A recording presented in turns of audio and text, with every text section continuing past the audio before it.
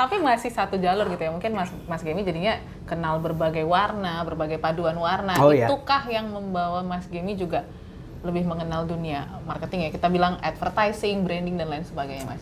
Mungkin kalau harus ditarik garis benang merahnya, benang merahnya itu kreativitas. Jadi gue memang selalu sadar atau nggak sadar dari kecil dulu gue selalu attract sama sesuatu yang baru, sesuatu yang beda, dan sesuatu yang misterius. Karena nggak ketahuan. Kayak misalnya masuk kimia tekstil, gue nggak punya ekspektasi ini mau belajar apa.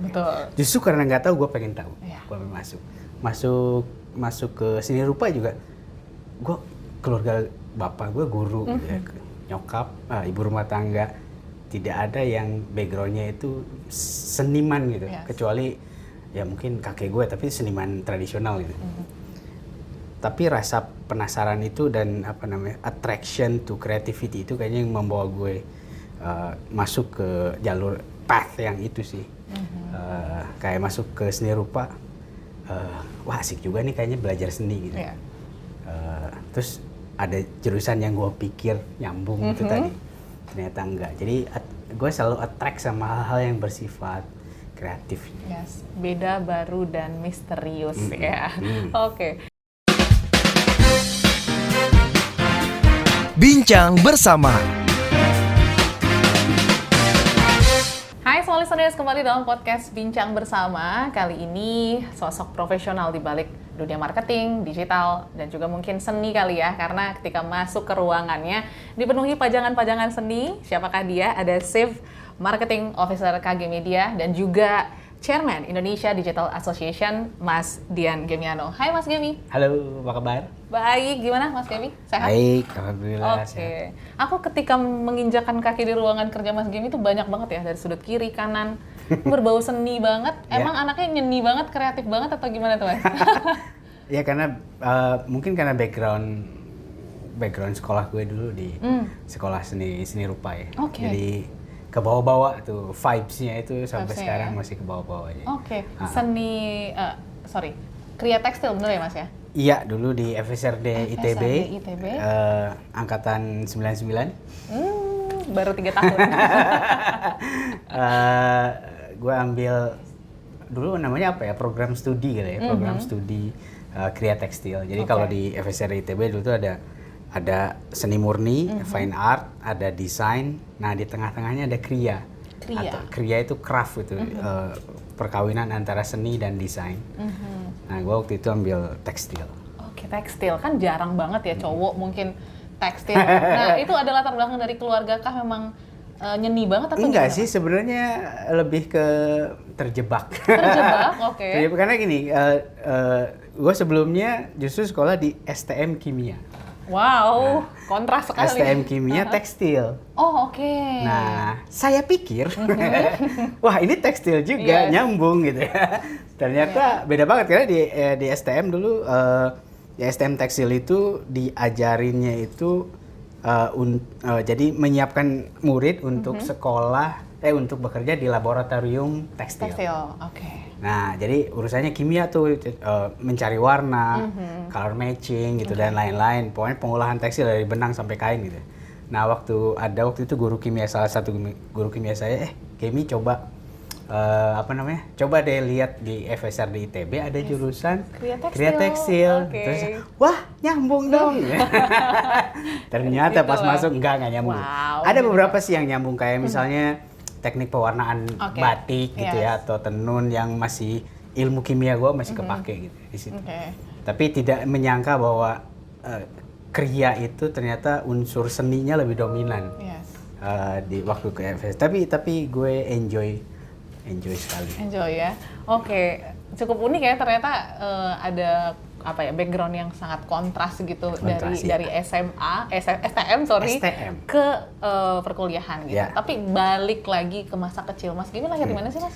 Gue lahir di bukan kota ya, di kampung, namanya Desa Marga Laksana, Kecamatan Salawu di Tasikmalaya. Tasikmalaya. Gimana besar-besar di Tasik? Apa yang menjadi permainan mungkin waktu kecil? Gue waktu kecil cukup nerd ya. Jadi gue waktu SD mungkin jarang banget main keluar karena gue lebih seneng di rumah. Gue juga diajarin sama nyokap di rumah gitu, main di rumah sendiri, dan gue lebih banyak baca karena kebetulan bapak saya guru. Guru SMP. Jadi dia di rumah tuh selalu ada koran, ada beberapa buku. Jadi gue banyak baca dari TK gue udah bisa baca waktu itu. Jadi gue umur 5 tahun, 6 tahun udah bisa baca. Jadi gue dari kecil emang sukanya baca. Nah, main keluar itu baru pas ketemu teman-teman SMP. SMP justru ya? Padahal SMP kan SD tuh masa-masanya pulang terus dicariin orang tua sore-sore gitu, Mas? Gak boleh sama nyokap. Makanya gue nerd banget tuh sampai SMP ketemu teman-teman yang lebih luas gitu ya. Kan kalau di kampung SD ya segitu. Ya, SMP lingkupnya kan lebih gede kecamatan gitu. Ketemu orang-orang yang lebih nyambung, terus mereka seneng main keluar, itu baru mulai tuh main keluar. Dan di sana kan mainnya nggak banyak, paling makan bareng gitu. Pergi ke kebunnya siapa, terus bikin nasi liwet, gitu-gitu aja kalau di kampung. Berarti boleh aku simpulkan nggak Mas Gemi adalah seorang introvert? Yes, benar sekali. Berarti suka baca dari kecil. Bacaan waktu kecil ingat nggak, Mas? Suka yang fiksi gitu atau yang fact banget, karena science? Di kampung juga stok buku susah ya, supply buku susah. Jadi gue membaca apapun yang ada di rumah sebenarnya. Jadi kalau bokap bawa koran dari sekolahnya gue baca. Kalau kakak gue waktu itu, kakak gue beda 6 tahun. Jadi dia udah mulai suka beli majalah remaja gitu, gue baca. Nyokap beli majalah ibu-ibu, gue baca. Buku itu buku sekolah, kalau enggak buku dari perpustakaan. Dan gue sih nggak milih-milih ya dulu apapun, karena gue seneng baca aja gitu. Baca, dan bahkan kalau misalnya lagi sepedaan nih, lagi main sepeda gitu, terus gue nemu selembar koran, gue bisa berhenti sepedaan terus gue ambil, baca dulu gitu. Waktu kecil tuh segitunya gue senang baca sampai sekarang ya masih. Nanti kita akan bahas juga nih sebenarnya kalau introvert kan harus punya quality time sendiri gitu ya nanti. Ngapain Mas Gemi nanti kita tanya. Tapi aku jadi penasaran, tadi Mas Gemi bilang kan ketika lanjut ke jenjang menengah ke atas tuh STM ya tadi. STM. Itu awalnya kenapa kok bisa milih STM? Apa cuman ada jurusan itu di kampung atau gimana? Enggak juga. Jadi dari SD nyokap gue itu udah bilang, udah nge-brainwash gue. Pokoknya kamu lulus SMP harus keluar dari sini, harus ke Bandung. Di Bandung kebetulan banyak saudara, ada adik-adiknya nyokap lah di sana. Jadi pokoknya dari SD itu udah dikasih tahu, pokoknya lulus SMP kamu SMA di Bandung. Jadi dari kecil tuh emang udah didesain kayak gitu tuh menyokap. Jadi gue dari kecil udah diajarin masak. Gue udah disuruh nyuci sepatu sendiri, nyuci baju sendiri. Karena biar nggak ngerepotin kalau misalnya dititipin ke saudara gitu kan. Nah, jadi dari kecil gue emang udah diajarin gitu tuh. Jadi pas SMP itu pokoknya gue milih sekolah tuh suka aneh-aneh ya. Ada satu temen SMP gue, temen SMP, terus dia bilang, Gap, di Bandung ada sekolah aneh. Pokoknya satu Jawa Barat cuma ada satu kelas. Wah, sekolah apaan tuh? STM Kimia. Wah, dari situ lah. Dari situ. Jadi STM Kimia tuh ada kimia industri, ada kimia tekstil. Kimia industri 3 kelas. Satu angkatan 3 kelas, dan waktu itu satu Jawa Barat cuma ada satu sekolah itu. Kimia tekstil cuma satu kelas. Satu kelas dan satu Jawa Barat. Satu Jawa Barat cuma ada satu.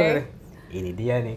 Mungkin karena secara nggak sadar gue seneng mencoba yang bukan yang aneh ya, sesuatu yang baru, ini apa nih gitu, gue pengen tahu gitu. Ini sekolah apaan sih? Kok cuma ada satu di satu provinsi gitu kan, aneh. Ya udah deh, gue coba, terus ternyata masuk, terima. Ya udah, gue belajar kimia tekstil. Itu belajarnya tuh tiap hari itu di laboratorium. Jadi pakai jas lab di laboratorium, bereksperimen dengan banyak bahan-bahan kimia. Tapi basically kimia tekstil itu mempelajari bagaimana warna itu di-develop. Jadi kalau di industri tekstil itu misalnya ada order ke pabrik benang misalnya. Pokoknya gue pengen warna kayak gini, exactly kayak gini. Nah, tugasnya orang lulusan kimia tekstil itu menemukan warna itu dengan bahan yang ada. Oke. Wow, itu keren banget sih ya. Keren sih, tapi yang lucu adalah pas gue lulus, magang, kan gue sempat magang tuh 3 bulan. Magang di daerah Jatiluhur. Masuk ke lab di pabrik, udah ada mesinnya dong. Jadi sebenarnya, tapi basic knowledge-nya itu masih kepake, tapi untuk mencari warna itu udah ada color kitchen kalau nggak salah mesinnya. Jadi tinggal masukin bahan-bahannya, kita harus tahu bahan pewarnanya, zat kimianya apa, bahan seratnya apa, sehingga waktu diproses di color kitchen itu langsung ketemu warnanya. Nah itu beda banget emang sama sekolah gue berikutnya. Tapi masih satu jalur gitu ya, mungkin Mas Gemi jadinya kenal berbagai warna, berbagai paduan warna. Itukah yang membawa Mas Gemi juga lebih mengenal dunia marketing ya? Kita bilang advertising, branding, dan lain sebagainya, Mas. Mungkin kalau harus ditarik garis benang merahnya, benang merahnya itu kreativitas. Jadi gue memang selalu sadar atau nggak sadar dari kecil dulu gue selalu attract sama sesuatu yang baru, sesuatu yang beda, dan sesuatu yang misterius. Karena nggak ketahuan. Kayak misalnya masuk kimia tekstil, gue nggak punya ekspektasi ini mau belajar apa. Justru karena nggak tahu, gue pengen tahu. Gue pengen masuk ke seni rupa juga. Gue keluarga bapak gue guru, ya, nyokap, ibu rumah tangga. Tidak ada yang backgroundnya itu seniman gitu, kecuali ya mungkin kakek gue, tapi seniman tradisional gitu. Tapi rasa penasaran itu dan attraction to creativity itu kayaknya yang membawa gue masuk ke jalur path yang itu sih. Kayak masuk ke seni rupa, wah asik juga nih kayaknya belajar seni gitu. Terus ada jurusan yang gue pikir nyambung itu tadi. Ternyata enggak. Jadi gue selalu attract sama hal-hal yang bersifat kreatif. Beda, baru, dan misterius ya. Dan balik lagi Mas, ketika tamat kuliah gitu ya dengan titel anak kria tekstil nih, ada nggak sih keinginan dulu kayak kerjanya itu berkaitan dengan kria tekstil gitu? Sempat. Karena pilihan kalau lu belajar kria tekstil, pilihan karirnya itu sebenarnya fashion designer, atau lu bekerja lu punya bisnis sendiri, entah itu membuat batik, tenun, atau jadi seniman. Jadi seniman juga bisa, karena di kria tekstil juga diajarin pure art dari tekstil itu ya. Kita bikin karya dari tekstil yang nggak ada fungsinya, pure art aja. Sempat berpikir untuk kayaknya fashion asik nih. Karena di dalam 4 tahun kuliah itu mungkin 2 semester itu belajar fashion. Itu, secara secara intensif gitu ya. Belajar mendesain, belajar gambar-gambar yang kayak fashion designer itu. Belajar bahan, belanja kain dan lain sebagainya gitu ya. Terus teman-teman gue juga begitu semua gitu ya, terutama yang cewek, kalau yang cowok pun ya begitu semua kayak Aming gitu ya, anak-anak kria tekstil. Cuman ada kalau nggak salah di semester terakhir, ketika gue makin intens mulai menyukai pelajaran seni, kritik seni dan lain-lain, terus gue merasakan fashion itu kok hampa gitu ya. Kayak apa sih gitu, ngikutin tren terus gitu, nggak ada meaningnya buat gue personally waktu itu. Kenapa sih harus ganti-ganti tren fashion? Kenapa sih orang harus attract sama sesuatu yang kadang-kadang nggak bisa dimengerti gitu ya, apalagi kalau lu belajar couture gitu ya, yang terus karena pas belajar couture, terus kita belajar sejarahnya gimana, terus kita belajar bagaimana industri fashion itu bergerak gitu ya di secara global. Jadi gue ngelihat fashion kayaknya hati gue nggak di sini. Jadi waktu itu ya udah, gue nggak usah nulisin, nggak usah ke sana, tapi mencari area lain yang bisa gue olah gitu.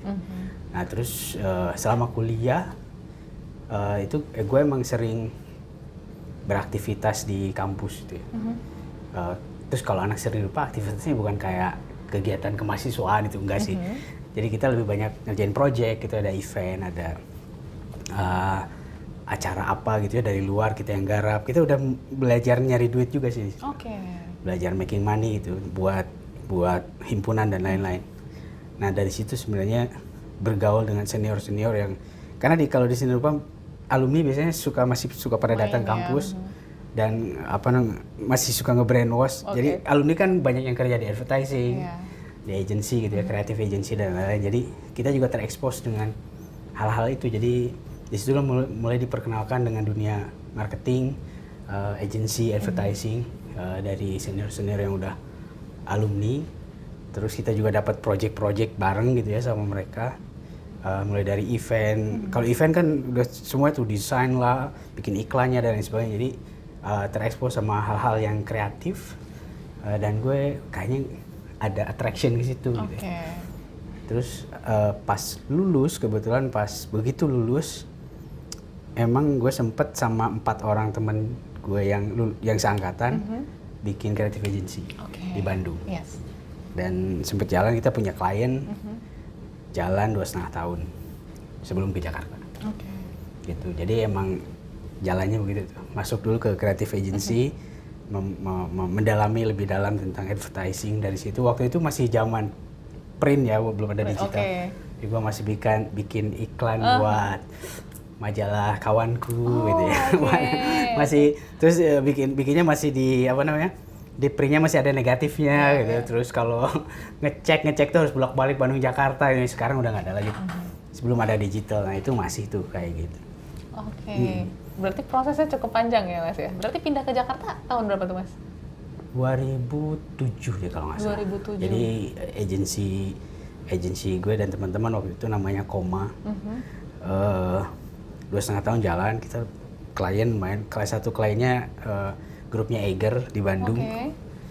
Klien terbesar kita ngerjain dari branding, advertising sampai interior. Ya sebenarnya kita lumayan lah ya, not bad. Cuman ya karena 5 orang ini desainer, seniman gitu ya, nggak ada yang ngerti finance. Jadi kita nggak bisa memanage uang dengan baik. Kalau dibayar dapat uang besar kan. Cus dibayar itu. Apa yang dilakukan adalah upgrade komputer, beli buku. Ya. Jadi kita nggak bisa mengelola keuangan dengan baik. Terus akhirnya 2,5 tahun, udah deh kita belajar dulu deh. Semua orang masing-masing kerja dulu. Di perusahaannya udah matang itu, terus belajar. Terus kalau kita jodoh kita balik lagi, kita bikin lagi.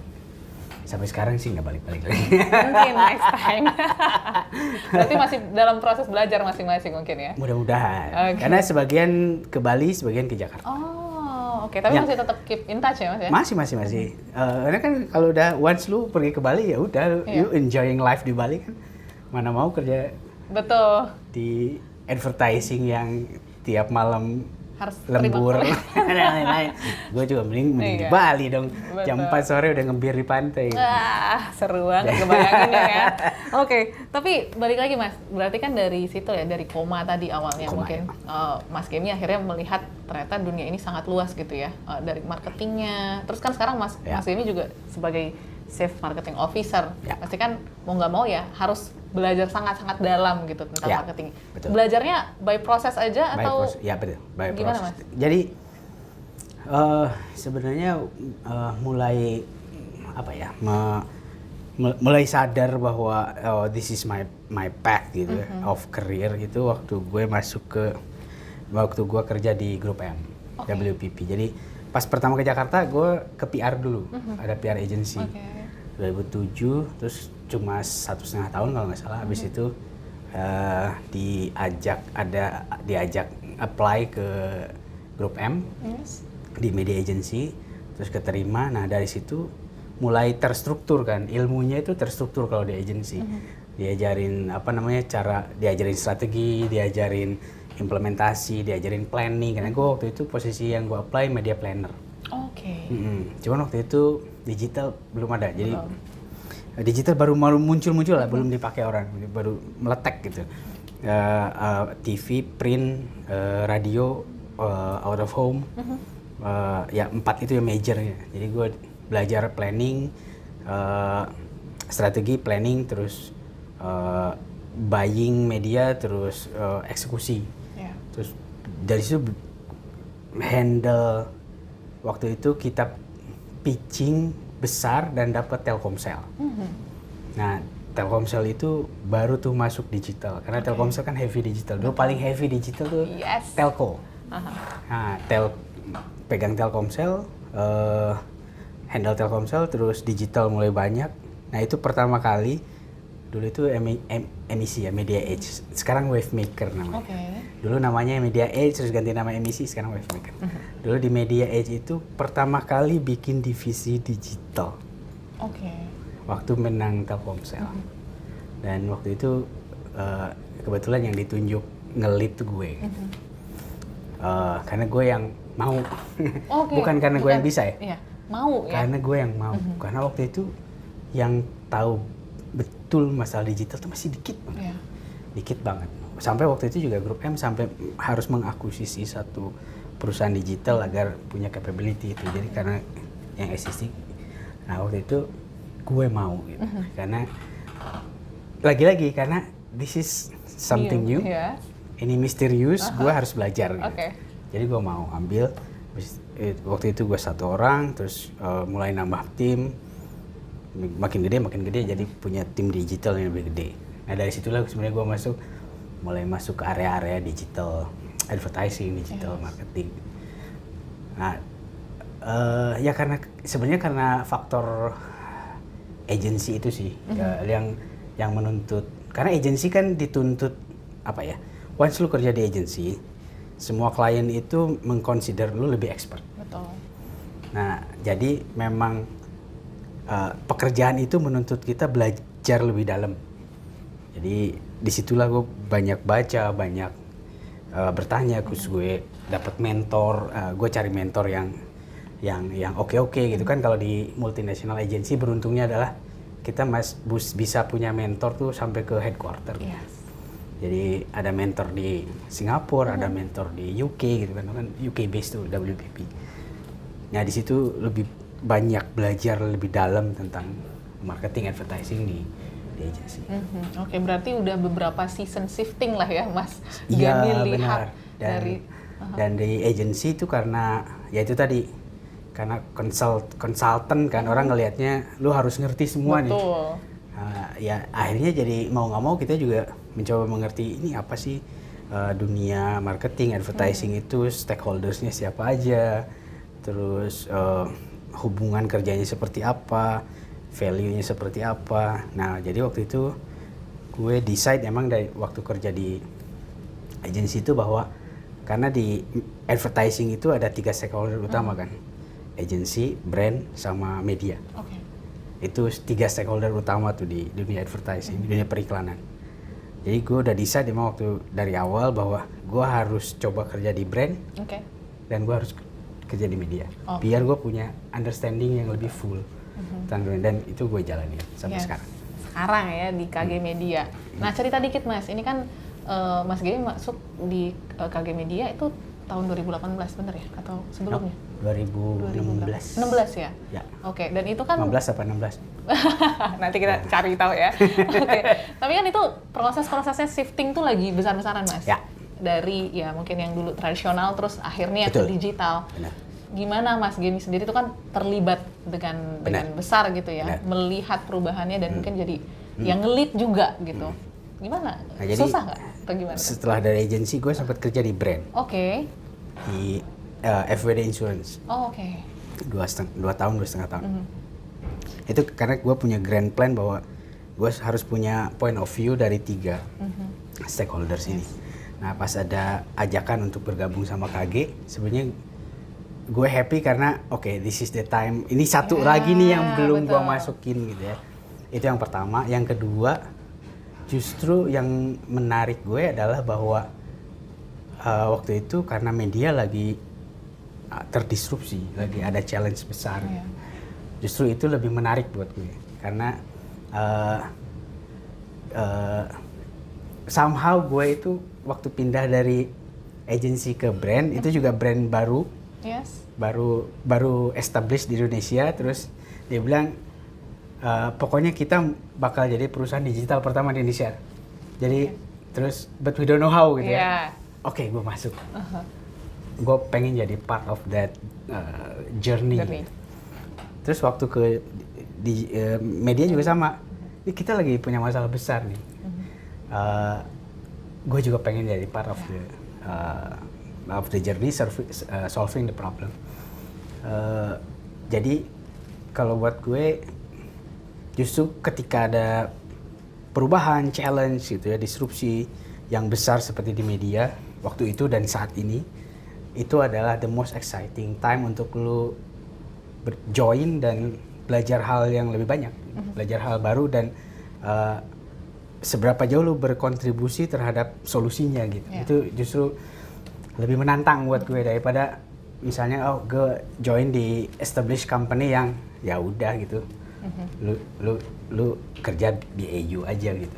Itu lebih mudah tapi akan cepat membosankan buat gue. Oke. Dan menariknya lagi kan Mas Gemi sebagai Chairman Indonesia Digital Association. Nah itu gimana Mas awal mulanya? Jadi emang IDA itu kan salah satu foundernya Mas Edi Taslim. Mas Edi Taslim dulu waktu mendirikan IDA sama founder yang lain itu dia direktur utama Kompas.com, KCM. Jadi gue kenal Mas Edi, kenal Mas Danang itu sejak gue masih kerja di Grup M di agency. Jadi emang terekspos dengan IDA itu udah lama. Cuman waktu kepilih jadi chairman itu sebenarnya karena satu IDA itu waktu itu udah vakum beberapa tahun. Jadi terus foundernya pengen menghidupkan lagi IDA, jadi dibikin lagi lah pemilihan ketua umum. Bukan pemilu, pemilihan voting lah ya. Voting. Terus gue waktu itu consult sama Mas Andi Budiman.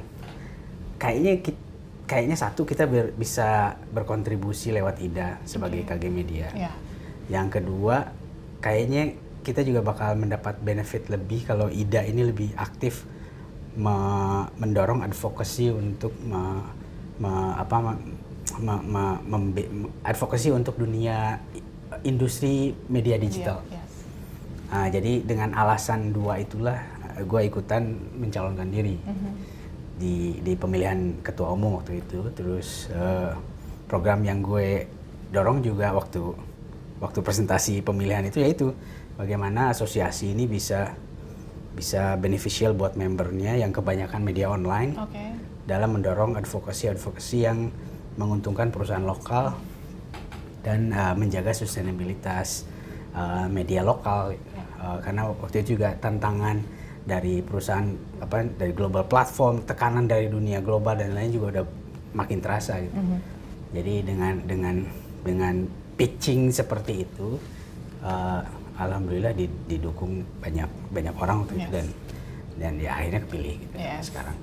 Udah pasti banyak planning, banyak rencana dan tujuan yang mau digapai gitu ya Mas ya. Betul. Nah, itu kan butuh waktu, butuh energi, butuh ya keseriusan, fokus gitu ya Mas ya. Belum lagi tanggung jawab di KG Media. Nah, balik lagi nih, kalau stress release-nya ataupun quality time-nya Mas Gemi gitu, apa Mas kalau lagi ini? Masih baca kah? Masih. Atau apa lagi? Masih baca pasti masih. Cuman sekarang gue lebih enjoy baca beberapa buku dalam satu waktu. Jadi gue ngacak gitu ya. Jadi gue nggak baca buku satu diberesin, enggak. Jadi beberapa buku gue baca, terus randomly, intuitively gue akan nerusin yang ini, nerusin ini. Tapi tetap keep read ya. Jadi saran gue juga ya buat teman-teman yang masih muda di sana. Usahakan kita harus ada dalam kondisi yang dalam dalam journey membaca gitu. Oke. Jadi target menyelesaikan buku itu nggak penting kalau buat gue. Tapi lu dalam keadaan sedang membaca itu lebih penting. Jadi gue lagi baca buku, makanya gue lebih senang misalnya ada 3 buku yang lagi gue baca nih. Terus gue randomly tergantung mood gue baca yang ini sampai selesai, nanti ada lagi. Ya. Jadi jangan stop membaca ketika buku itu selesai. Kalau gue gitu, target gue biar tetap bisa mengupdate ilmu, bisa tetap relevan, bisa tetap refresh. Gitu. Dan membaca pun gak perlu yang serius-serius. Bisa fiksi, bisa misalnya membaca sesuatu yang sesuai dengan profesi itu penting. Yes. Tapi jangan semuanya tentang itu juga. Betul. Bukunya. Kadang-kadang gue baca buku puisi, kadang-kadang gue baca buku komik anak gue gitu ya. Itu yang bikin fresh gitu ya. Bikin fresh dan apa ya? Kan kreativitas itu gini. Lu kalau mau jaga kreativitas, lu harus punya kemampuan untuk unloading apa yang ada di kepala lu. Jadi unlearning itu penting. Nah, salah satu cara untuk mengunload semua bias pengetahuan yang udah lu acquire sebelumnya adalah dengan membreak kebiasaan baca lu. Jadi tiba-tiba belok baca apa. Itu punya perspektif baru, tiba-tiba belok baca apa. Dapat perspektif baru. Itu untuk mengunload. Itu juga menjaga biar lu tetap adventurous in terms of intellectuality. Itu penting sih kalau buat orang kreatif. Jadi tetap ya dengan tagline-nya Mas Gemi ya, baru, beda, dan misterius ya. Lu jangan ke aisle yang sama gitu. Betul. Cari yang baru, cari bahkan buku yang menurut tuh I will never read that kind of book. Tapi coba deh baca. Siapa tahu ada sesuatu yang plot twist gitu ya. Iya, benar-benar. Gitu. Terus ya hobi lain gue seneng koleksi vinyl. Sering koleksi vinyl. Terutama vinyl lama itu juga jadi salah satu stress release gue sama arloji lama. Itu juga stress release gue. Yes, vinyl ya. Vinyl. Gue old soul, jadi gue seneng hal yang lama, jadi gue vinyl, gue beli lagu-lagu yang lagu-lagu seperti apa sih Mas? Lagu lama. Favoritnya? Vinyl favorit Mas Gemi? Gue bisa macam-macam, tapi yang pasti gue seneng musik-musik dari tahun 30-an, tahun 50s. Terus tadinya gue nggak suka banget tuh musik 80s, tapi setelah gue coba dengerin, ternyata 80s juga seru juga gitu. Jadi gue band-band Inggris 80s juga gue koleksi. Terus lagu-lagu keroncong Indonesia zaman Belanda itu lebih susah dicari, itu juga gue cari. Terus kadang-kadang kalau lagi traveling ke luar negeri, gue juga cari vinyl lokal yang di era-era tahun segitu. Itu juga, bahkan kadang-kadang gue nggak ngerti ini apa sih. Kalau lagi Jepang misalnya kan nggak ngerti juga ini apa sih gitu. Jadi gue beli aja gitu. Terus dengerin di rumah, ternyata keren. Nah itu juga menyenangkan sekali tuh kalau. Kalau lately lagi denger apa Mas?